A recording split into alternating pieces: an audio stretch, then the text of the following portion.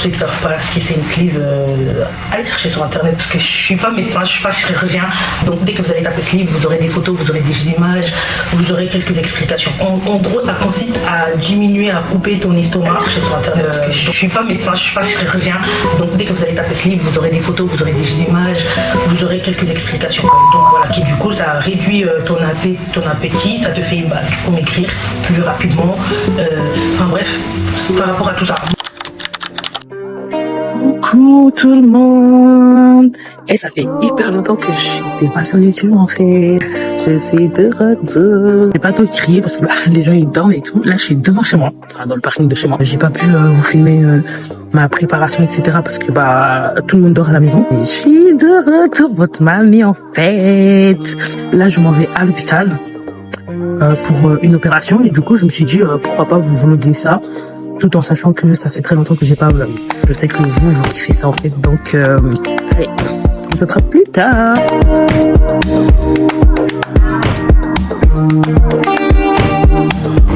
Là, je suis arrivée à l'hôpital. Est-ce que vous savez que c'est que genre maintenant que je suis en train de réaliser en fait? C'est incroyable. Moi, j'ai tellement hâte. Les gens de Nantes, vous connaissez hein? Et je suis tellement KO là. De toute façon, je vais faire que de dormir.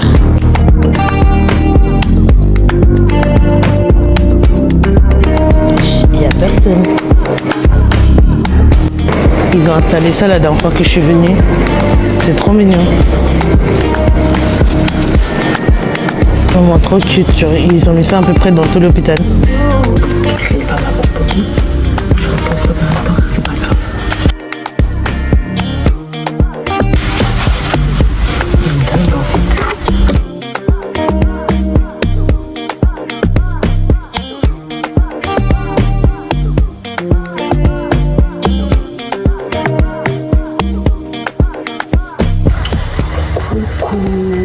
Et là on est mercredi.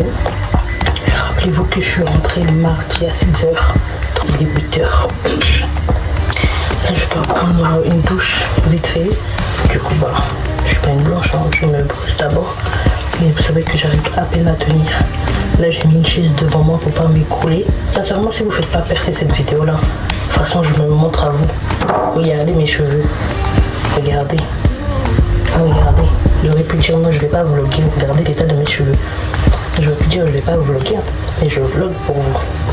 Bref, du coup là je vais me brosser et je vais me doucher. On n'oublie pas de bien frotter. Même si c'est maquillé, il faut pas que je frotte trop. On se retrouve plus tard.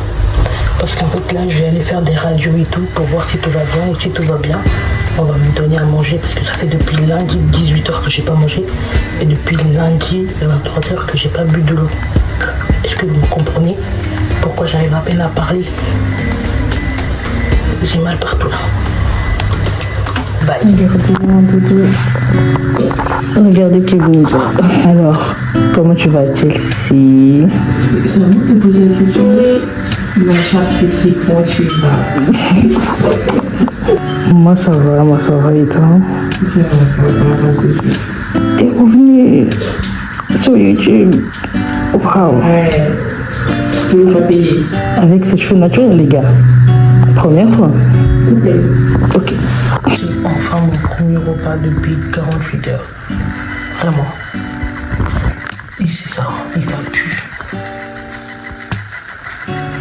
Comment vous dire que ça pue?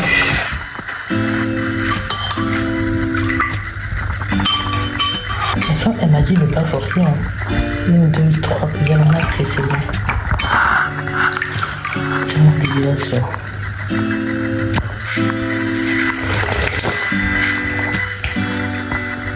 Après ça va.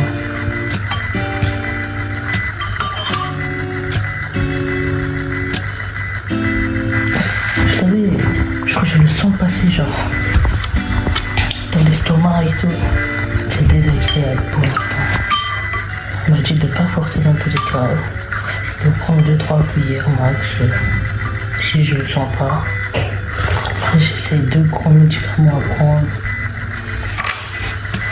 Et après je vais me reposer. Ce soir je vais pas vraiment filmer je pense. Parce que je vais passer ma nuit à dormir. En fait, dormir. Là on est le soir, comme vous pouvez le voir. Dans ma tête, déjà, ça se voit que je me suis bien reposée, j'ai déjà beaucoup mieux. Mais j'ai toujours mal. En plus, là, du coup, c'est le repas du soir. Regardez. Ça va prendre 2-3 cuillères, c'est tout, parce que tout à l'heure, j'ai même vomi aussi. Parce que je digérais pas bien. Donc là, je pense que je vais pas me forcer, je vais prendre 2-3 cuillères max. Peut-être que je sors demain ou après-demain, donc on sait pas. Je vous souhaite une bonne nuit. Bon, coucou. Là, je suis chez moi. Les infirmières viennent de passer. J'arrive pas à tenir là, j'ai vraiment mal. Et voilà, là, je vais essayer de me reposer un peu et je vous dis à ce soir. Salut les bébés. Bon, on est de retour. J'avoue que le changement de tête là, c'est pas la même chose en fait. Mais bref, du coup en gros là, je viens pour faire une vidéo de fin quand même, parce que sinon le vlog il sert à rien. Je suis dans la salle de bain, du coup soyez indulgents si ça résonne, si vous entendez des... Voilà. Du coup en gros, la dernière vidéo que je vous ai filmée juste avant, ça date du 11 décembre en fait, parce qu'avant de filmer, du coup je suis partie regarder, elle date du 11 décembre. Ça veut dire que le 11 décembre du coup, pour vous faire court, on m'a enlevé ma perf et du coup bah en fait le temps de me rétablir etc, j'étais vraiment dans le mal, je vomissais, je mangeais presque pas, j'étais tout le temps KO et tout, donc j'avais vraiment pas la morale à prendre mon téléphone, me filmer et tout ça. J'étais vraiment à fond sur mon rétablissement. En plus après je suis tombée malade et tout, enfin j'avais des 39 de fièvre les gars, 39 de fièvre. Est-ce que vous savez c'est quoi avoir 39 de fièvre? J'ai vu flou, sincèrement, genre dinguerie. En tout cas c'était aussi dans le but de maigrir et du perdre du poids. Après je sais pas si moi je trouve que ça se remarque pas, mais il faut savoir que depuis décembre, mon opération qui a été le 9 décembre, jusqu'aujourd'hui on est le 27 janvier, j'ai perdu je crois 16 ou 17 kilos là. Bon, parce qu'en fait il faut savoir déjà, juste à 3 semaines j'étais à moins de 10 kilos. Vous voyez à quel point en fait on mange pas, on boit pas, on n'arrive pas en fait. Donc voilà, déjà un jour après l'opération j'avais tellement soif, ils voulaient pas me donner de l'eau parce qu'en fait vu qu'il fallait d'abord qu'ils fassent une échographie pour voir si les cicatrisations au niveau de l'estomac étaient bien cicatrisées et tout ça, pour qu'il y ait le problème, je pouvais pas boire pendant 2 jours, j'ai pas bu, j'ai pas mangé, c'est cardio. Et il faut savoir qu'avant de faire l'opération, bien sûr, j'ai eu un suivi de 6 mois. Je crois que j'ai eu mon premier rendez-vous en mai et je me suis fait opérer en décembre. Donc ouais, 6 mois. Du coup, j'ai eu un suivi avec en fait, j'ai pas trouvé une psychologue, du coup, j'ai pris un psychiatre. C'est soit une diététicienne, soit une nutritionniste, cardiologue, pneumologue, enfin en fait plein de listes de médecins comme ça avec lesquels vous devez prendre rendez-vous pour faire un suivi. Genre moi avec ma nutritionniste, j'ai encore un suivi à faire, mais vu que là je suis en Ile-de-France, elle me verra qu'en mars quoi. Elle me verra clairement qu'en mars, et puis en vrai ça va, genre je fais pas la conne à pas suivre déjà ce que j'ai déjà commencé avec elle et tout, je suis à la lettre entre guillemets par rapport au fait de manger. Mais il faut savoir que la diététicienne à l'hôpital, elle m'a dit de pas forcer. Ça veut dire quand j'ai pas faim, j'ai vraiment pas faim, parce qu'en gros après à la sortie de l'hôpital ils te donnent une feuille, une fiche avec les horaires pour manger etc, quoi manger à peu près tout ça, comment boire et tout. Et du coup elle a dit par exemple mon horaire c'était par exemple à 14h fallait que je mange un truc et tout, ou à 8h et 7h fallait aussi, mais si j'ai pas faim je vais pas me forcer à aller forcément manger, vous voyez, ou à boire, parce que du coup à 7h du matin c'était du thé ou du lait qu'il fallait boire et tout, mais moi comme j'avais pas forcément faim et puis je dors, qui se réveille à 7h juste pour boire du thé, j'ai pas ça à faire. Donc voilà, après faut essayer quand même de suivre bien et bien sûr de bien contrôler sa quantité. Moi au début j'ai eu du mal à savoir ma quantité, du coup je vomissais beaucoup, après jusqu'à maintenant je vomis beaucoup parce que je vomis pas autant qu'au début, mais autant qu'avant, mais ça m'arrive de vomir, genre surtout j'ai remarqué, c'est surtout quand je mange de la viande, du steak, des côtes et tout. Vous voyez tous vos trucs là que vous kiffez là. Moi j'arrive plus. Mais tout ce qui est crevettes, poissons, tout ça. Mais moi, si j'y arrive, pâtes, j'y arrive pas. Récemment j'ai failli même tomber malade à cause de ça, mais bon, ça va, j'ai pris des médicaments. Riz, c'est moyen. Je pense que ça dépend avec quoi je mange le riz. Et faudrait que ça soit du riz avec de la sauce. Genre, par exemple, hier j'étais chez ma copine et elle a fait du riz avec du madessou, des haricots rouges pour ceux qui ne connaissent pas. Et du coup, j'ai réussi à manger 3 cuillères quoi. Donc voilà, il faut savoir qu'avant de manger le riz, j'ai mangé 2 nems et j'étais calée. Là, on est à peu près du coup à presque 2 mois de l'opération et je me porte très bien, je vais très bien. Bizarrement, c'est après mon opération que sur mon snap, il y a plein de snaps. Vous voyez les snaps des gens qui font des recettes, des bouffées et tout. Du coup, je suis un peu là en mode putain, je peux plus manger ça. Genre, putain, je peux plus manger cette quantité de nourriture et tout. Du coup, bah, tu réfléchis un peu, tu te dis ouais, pourquoi t'as fait ça? Mais en vrai, de vrai, quand tu sais pourquoi t'as fait ça et où tu vas y arriver plus tard, dans quelques mois, genre moi je sais où je serai dans quelques mois avec cette opération, mais moi ça me dérange pas en fait. Eh les gars, moi ça me dérange pas, vous-même vous allez voir, parce qu'en fait j'aurai une deuxième opération qui n'a rien à voir du coup avec la sleeve, celle que j'ai faite, mais grâce à la sleeve du coup j'aurai cette opération plus vite par exemple, vous voyez ou pas.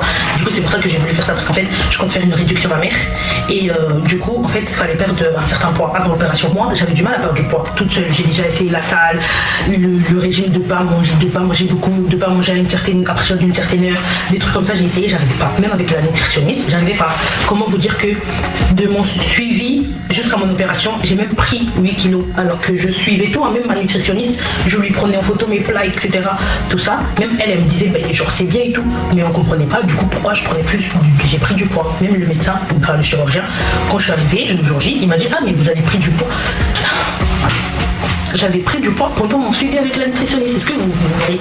Donc enfin bref, alors qu'avec l'opération j'ai réussi quand même à perdre 16 kilos et bah, je pense que ça va continuer comme ça. Après ça ne veut pas dire que je ne peux pas grossir, pardon, parce que si tu dérailles et que bah, au final après ta guérison tu fais des conneries, tu manges des conneries, tu surveilles pas ton alimentation, tu manges à n'importe quelle heure etc, ton estomac il peut s'élargir et du coup bah, tu vas grossir quoi. C'est pas parce qu'on a réduit l'estomac que du coup tu peux pas grossir en gros.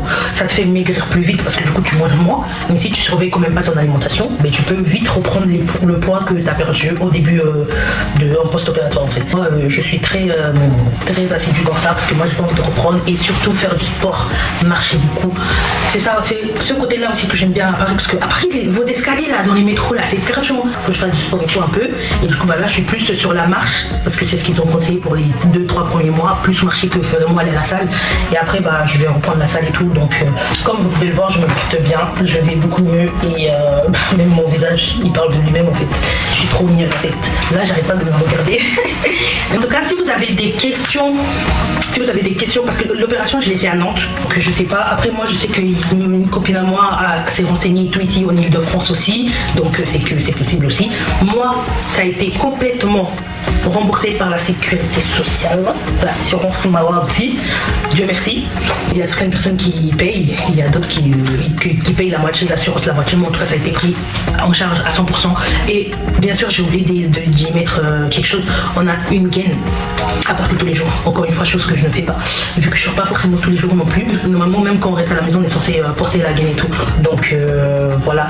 Mais la gaine aussi elle est prise en charge, et même là j'avais un rendez-vous pour changer parce que du coup bah, logiquement j'ai perdu du poids, donc la gaine elle sert plus vraiment, elle a plus son effet. Là vous me voyez comme ça, je vous ferai sûrement une vidéo en mode update de ma perte de poids etc. Et si vous me suivez sur les réseaux comme Insta, Snap, bah oui, je suis pas trop active sur TikTok moi, mais je devrais. Insta, Snap, même chose que mon YouTube en fait, c'est MamiDS avec 2 S. Du coup voilà, suivez-moi là-bas. Si vous avez des questions, posez-moi là-bas. Je répondrai à tout le monde, garçon comme fille. Ah oui, garçon comme fille, vous pouvez faire l'opération. Parce que moi, du coup, j'ai vu un monsieur et tout qui l'a fait et tout, qui l'a fait. Le français c'est difficile, la phrase de Macron. Du coup, il y a un monsieur aussi qui l'a fait, parce que du coup, quand on est parti faire l'échographie, je l'ai croisé. Mais du coup, après, je sais pas, est-ce qu'il a fait une sleeve, est-ce qu'il a fait un bypass? I don't know. Une sleeve et un bypass c'est différent, parce que la sleeve on te coupe l'estomac.